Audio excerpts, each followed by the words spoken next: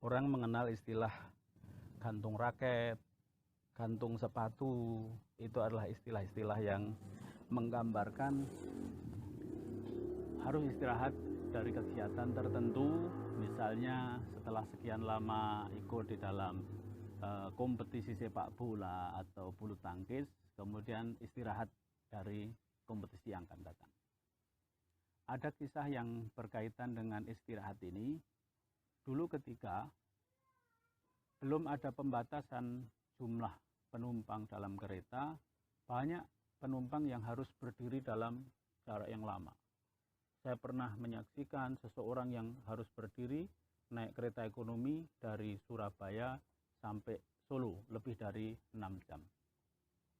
Orang yang capek berdiri, maka dia akan cenderung mencari tempat duduk di mana saja. Misalnya setelah perjalanan dari Surabaya sampai ke Nganjuk 3 jam, sekitar 3 jam capek untuk berdiri, dia berusaha untuk sekedar bersandar di tempat duduk yang ditempati orang.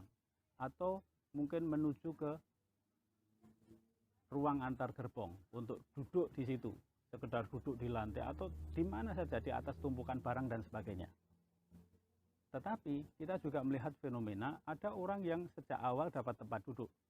Setelah sekian jam, 4 jam misalnya, dia capek, penat dia duduk. Maka dia mencoba berdiri untuk meluruskan punggung. Atau bahkan dia kemudian berjalan dari satu gerbong ke gerbong lain untuk menghilangkan penat itu. Itulah hakikat istirahat. Jadi istirahat itu sesungguhnya hanyalah perpindahan dari satu kegiatan ke kegiatan lain. Yang kadang-kadang kegiatan itu lebih aktif. Al-intiqalu min syughlin ila syughlin. Berpindah dari satu aktivitas menuju aktivitas lain, itulah hakikat istirahat. Orang yang penat berdiri, dia akan duduk, penat duduk, dia berbaring, tapi berbaring lama pun dia pasti penat. Maka kemudian dia duduk lagi atau berdiri atau bahkan berjalan seperti orang yang lama duduk di kereta, dia berjalan antar gerbong. Lebih aktif dari kegiatan yang dilakukan sebelumnya secara fisik. Jadi kegiatan itu tidak mesti, istirahat itu tidak mesti lebih pasif. Oleh karenanya, mari kita berusaha tetap produktif dengan cara istirahat, berpindah dari satu kegiatan ke kegiatan lain, tetap dalam kondisi produktif. Meskipun kita harus sementara di rumah saja karena wabah ini, kita tetap usahakan ada produktivitas yang bisa kita hasilkan.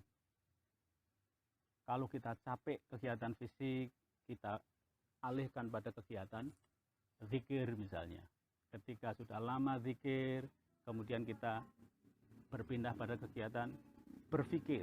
Berpikir itu adalah sebuah kegiatan positif yang bisa menjadi sarana istirahat untuk kegiatan fisik yang kita capek melakukannya.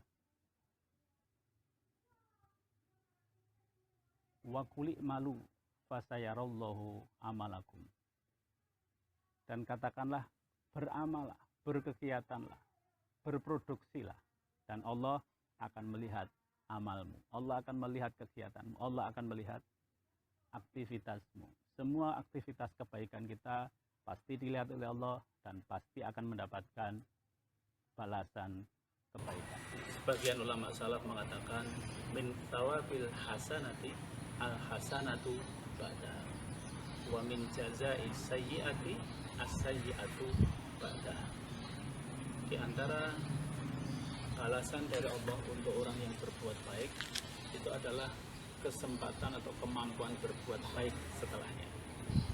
Dan di antara dampak bagi orang yang berbuat buruk adalah dibuat oleh Allah untuk kemudian terjerumus dalam perbuatan buruk setelahnya. Jadi ayo berpindah dari satu kegiatan menuju kegiatan lain yang hakikatnya istirahat itu hanya seperti itu, dan itu semua mengarah pada kebaikan. Semoga Allah memudahkan kita. Semoga ada manfaatnya. Assalamualaikum warahmatullahi wabarakatuh.